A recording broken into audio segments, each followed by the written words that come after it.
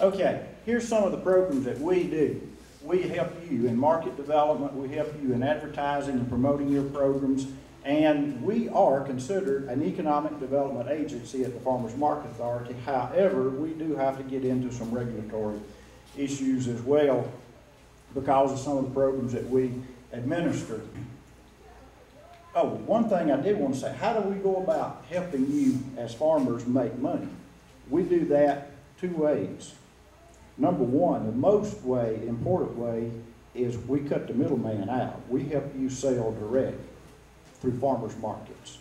But the other way, if you think the best way that you can do that is connecting you to a restaurant, and I'll show you some of this in a minute, or through a wholesale operation, whether it's going to through a C.H. Robinson or a Walmart or wherever, we help you do that. We're that connecting entity to help you sell your product wherever the best way that you feel is possible.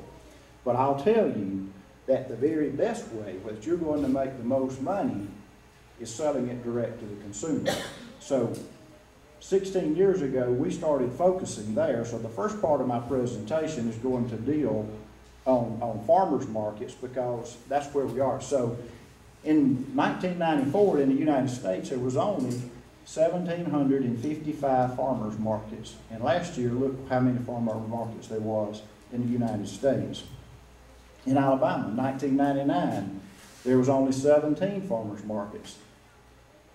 Last year there was 133, this year there's going to be 135. Tremendous growth in a very short period of time in farmers markets in Alabama.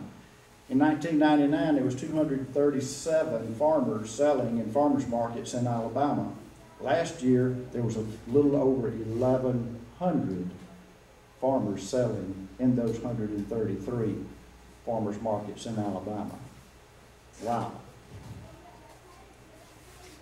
Okay, marketing.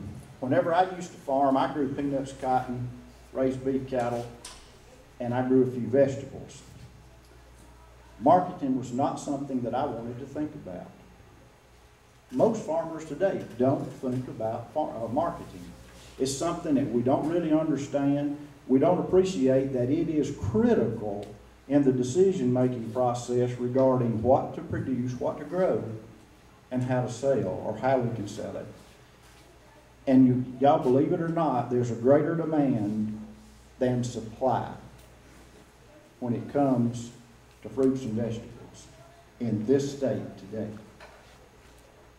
We have created a greater demand for our product. And if at the end of the day, or the end of the year, when we get through paying all of our bills, y'all, if we have not made money, what have we done? It's more than just making a good living. We got to have money. Profit, profit. So, there's two aspects to marketing: identifying market opportunities, market development, and penetration. Market opportunities. Direct markets involve farmers markets, you-pick operation, roadside stands, and CSAs. Ethnic groups. Boy, oh boy, have we missed this opportunity right here. All we got to do is look around in our communities and see. The faces in our communities today are not like they were whenever I grew up. We all looked alike. We don't look alike anymore. These people don't eat the same stuff that we eat. Folks, all we got to do is look and find out. Walk up to these people and say, what is it that you like? I got a producer that grew Japanese persimmon. Some Korean ladies saw those things on a tree. This had been 10 years ago. His first crop. He's not gathered one since. They come 40 miles to his place every year and they gather his crop for him. Restaurants, universities, conference centers. We think, Don, I can't sell to a restaurant. I can't sell to a university. Universities now, that's a hard egg to crack. We're still working on those. Conference centers. You say, what's a conference center? Anybody ever heard of Robert Trent Jones Golf Trail? We have producers selling directly to every single one of those in the state. Restaurants, we have We're selling to chefs at restaurants from Huntsville to Florence to Mobile, all over this state. Advertising. You don't have to promote your product. Between the health community out there and these 4 words right here, buy fresh, buy local. You don't have to scratch your head and think about what is that telling me to do.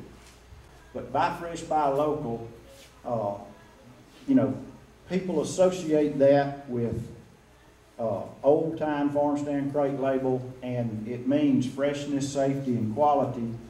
Here's some other things that we have been involved in. Food safety, good agricultural practices, good handling practices.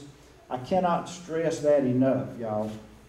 Where we are in our world today, we have got to be careful of how we're handling. You're not growing a product. You're not growing a crop. From the day you put that seed in the ground, you're growing food. Electronic benefit transfer, that's a different word, is it not? But everything that you do, whenever you go to buy gas, when you go to Walmart now, so we're working on this. Look at this. This is at a farmer's market now. And look at that. Taking Discover Card, MasterCard, Visa, American Express. We're working real hard to make it become a reality, this become a standard practice with wireless terminals at farmers markets all over the state, where our senior farmers market nutrition program, food stamps, debit cards, credit cards, everything can be accepted at farmers markets. Here's just a little example of what has happened at farmers markets across the United States. I mean, not the United States, across Alabama. Our senior farmers market nutrition program has generated over $12 million in sales. There's been over $8 million in cash sales tied to that. So when you add the WIC, the senior, and the cash sales together, that program has generated $21 million. Because of those programs and the farmers markets has been generated because of those, there's been an additional $45 million in cash sales from folks like myself. So because of those programs that we started here in Alabama, that farmers markets are here today because they would not have been had we not started the Senior Farmers Market Nutrition Program back in 2001. As a result, we've sold $66 million of produce that went directly into farmers' pockets since 2001. That's pretty good. So what are the results? We got more farmers market than direct, increased farmers' incomes, more people are shopping at farmers markets, consumers are purchasing more local produce and eating healthier. We started 116 farmers markets since 1999. The formula for success is food, music, cooking demonstrations, something for free, something for children, and overlapping activities. Now, I told you that we sell any way that we can. That was all the retail side. The wholesale side,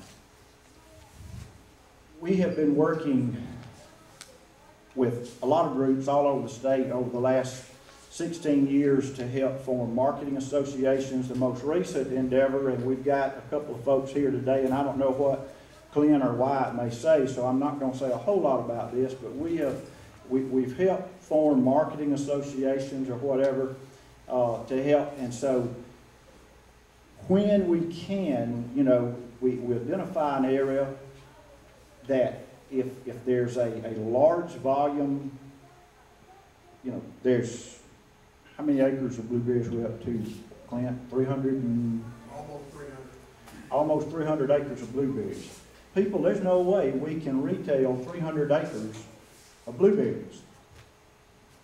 So we're automatically into a wholesale situation.